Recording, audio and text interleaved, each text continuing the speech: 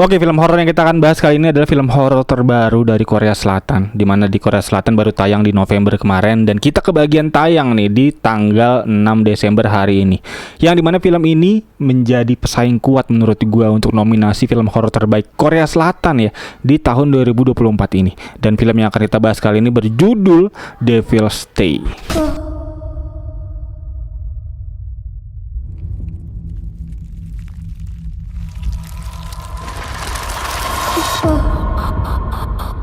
Oke, film Devil's Stay ini mengangkat subgenre film horor exorcism, yang dimana sebenarnya kita juga punya sih film horor exorcism kayak gini ya kemarin ya. Kalau bisa kita ingat itu ada film Kuasa Gelap. Ini kurang lebih formulanya mirip-mirip, cuman emang kelasnya agak beda jauh sedikit ya, dimana ini luar biasa menurut gue, salah satu penulisan film yang keren banget lah bisa kita lihat. Dan juga film ini disutradarai oleh Moon Sub-hyun, dan bisa gue lihat di IMDb Moon Sub-hyun ini baru debut ya untuk menjadi sutradara di film Devil's Stay ini, karena bisa gue lihat ini dia kemarin tahun 2016 menyutradarai series ya judulnya Akmon Suseng, dimana di situ dia di TV mini series. Jadi ini adalah film pertama dia. Dan lalu apakah film ini sebagus itu untuk bisa kita tonton? Untuk itu langsung aja akan kita review tuntas untuk di ngomongin film kali ini. Let's go.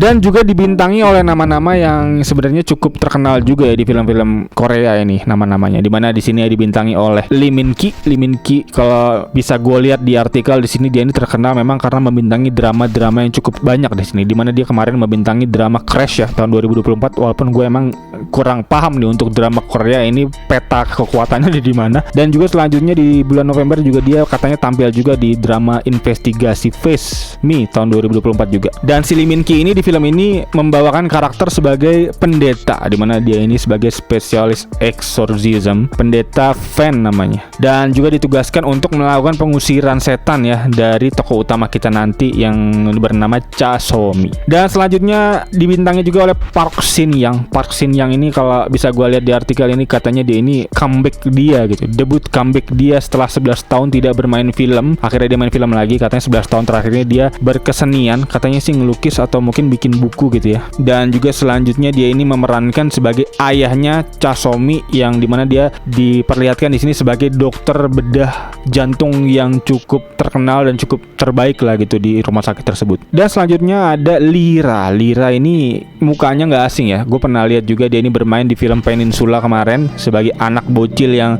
gila juga gitu ya, membawa mobil dan nabrak-nabrakin zombie, bisa kita lihat waktu itu. Dan dia bermain lagi di sini sebagai tokoh utama anaknya dari dokter bedah tadi yang diperankan oleh Park Shin Yang. Dan langsung aja untuk sinopsis dari film ini, menceritakan seorang perempuan bernama Cha So-mi. Dia ini tiba-tiba meninggal gitu ya setelah menerima transplantasi jantung, yang dimana upacara Cha So-mi ini dilaksanakan 3 hari upacara kematiannya. Dan tanpa diduga iblis ini bangkit ternyata dari jantung mayatnya Cha So-mi ini, yang dimana notabene Cha So-mi ini kan menerima transplantasi jantung dari entah siapa ya orangnya, dan ternyata jantung itu membawa petaka lah gitu untuk dirinya. Dan ayah Cha So-mi berusaha sedemikian rupa lah pokoknya untuk menghentikan kebangkitan iblis yang mengganggu putrinya ini. Dan dia juga dibantu oleh pendeta tadi bernama Fan di situ untuk melakukan ritual exorcism, pendeta Katolik ya. Dan juga mereka menggelar upacara untuk mencegah hal yang jahat muncul dalam jantungnya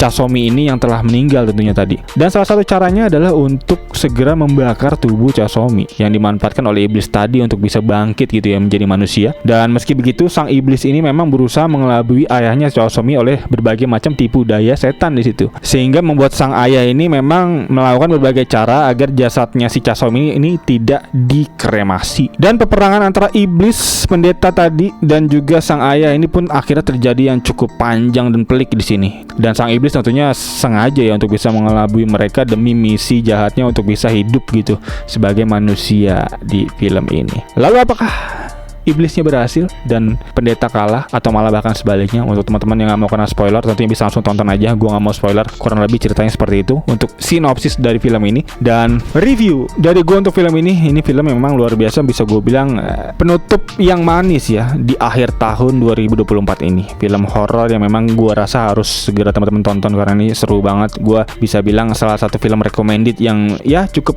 oke untuk teman-teman yang suka genre horor, dan terlebih lagi untuk teman-teman yang suka subgenre genre exorcism kayak Exorcism of Emily Rose atau mungkin kayak Veronica atau mungkin kayak film Kuasa Gelap kemarin. Ini film exorcism menurut gua dengan penceritaan yang baru dan seger gitu ya, dan dekat gitu dengan era kita saat ini. Jadi bukan film tentang sejarah tapi lebih ke film yang cukup relate gitu dengan kehidupan kita hari ini. Jadi gua bisa ngerasain bahwa memang film ini mampu gitu untuk mendeliver emosi para karakternya untuk bisa dirasakan oleh para penonton. Itu salah satu kredit lebih yang bisa gua kasih, dan udah ada beberapa poin plus yang bisa gua catat di sini. Yang pertama, premis ceritanya itu fresh banget, jarang banget, dan bahkan nggak pernah gue lihat ya untuk film yang menceritakan tentang exorcism tapi berangkat dari seorang dokter bedah. Singkat cerita, memang ceritanya simple banget ya, dimana ada dokter bedah. Dokter bedah ini terkenal jago di rumah sakit tersebut, lalu punya anak. Tiba-tiba ironisnya anak ini membutuhkan jantung baru karena jantungnya bermasalah. Dan singkat cerita, si sang dokter ini mampu untuk bisa mencari donor jantung gitu ya, karena kan memang susah banget tentunya untuk cari donor jantung, dan tentunya harus jantung yang hidup. Artinya ya memang agak susah di situ posisinya. Dan singkat cerita, si anak ini mampu gitu untuk bisa mendapatkan jantung baru dan akhirnya dibedah secara langsung oleh sang ayah gitu ya untuk bisa menerima donor jantung yang baru ini. Tapi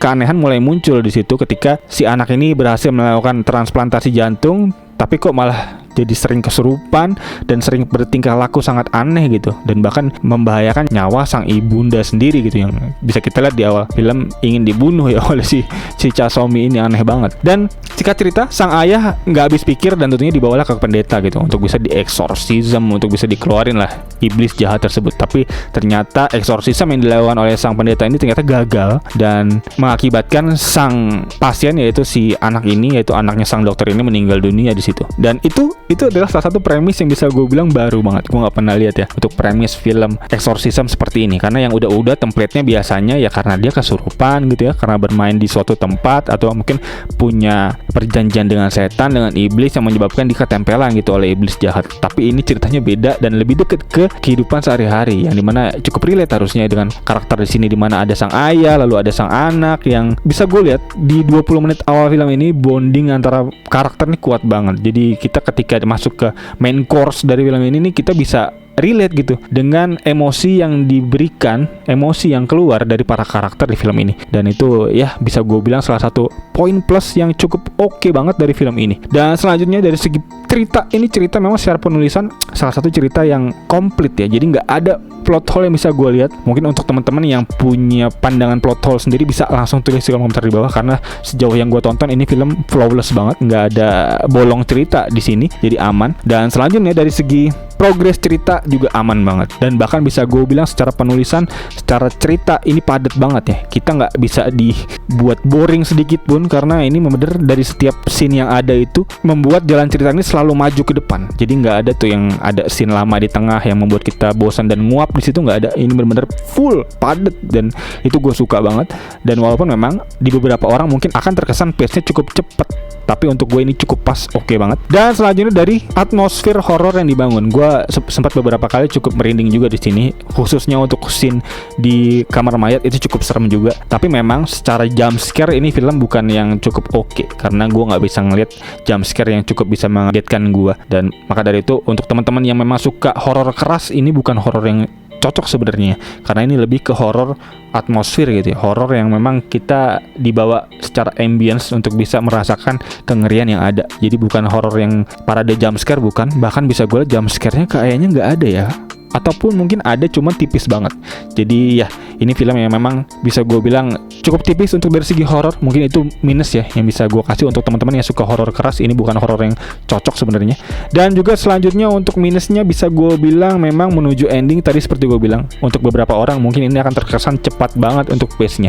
Jadi ya untuk penceritaan memang agak cepat di situ. Itu mungkin konsekuensi dari pilihan cara bercerita dari film ini. Tapi so far gue nggak ada masalah soal itu. Gue cukup happy untuk bisa nonton ini. Dan untuk penilaian dari gue untuk film ini, mungkin untuk film ini bisa gue bilang dari segi cerita ini keren banget, 4,5/5 tentunya no doubt, 4,5/5 untuk cerita. Dan selanjutnya untuk visual mungkin bisa gue kasih dengan skor 1,5/2, dimana 1,5/2 memang gue bisa melihat visualnya cukup oke, tapi memang tidak bisa mengalahkan Exhuma sih untuk soal visual Exhuma masih lebih oke sepertinya gue bisa bilang. Dan selanjutnya untuk karakter di sini gue suka banget, acting karakternya gue nggak bisa ngeliat ada yang miss bagus. Bahkan sampai di karakter seorang penjaga kamar mayatnya pun gue bisa relate banget gitu dengan emosi yang dia keluarkan untuk bisa menahan mayat itu gitu ya, untuk tidak diambil oleh ayahnya. Dan juga bahkan gue bisa relate juga dengan sang ayah karakternya, dimana dia memang cukup sedih gitu atas akibat perilaku dia, akhirnya anaknya meninggal dunia gitu.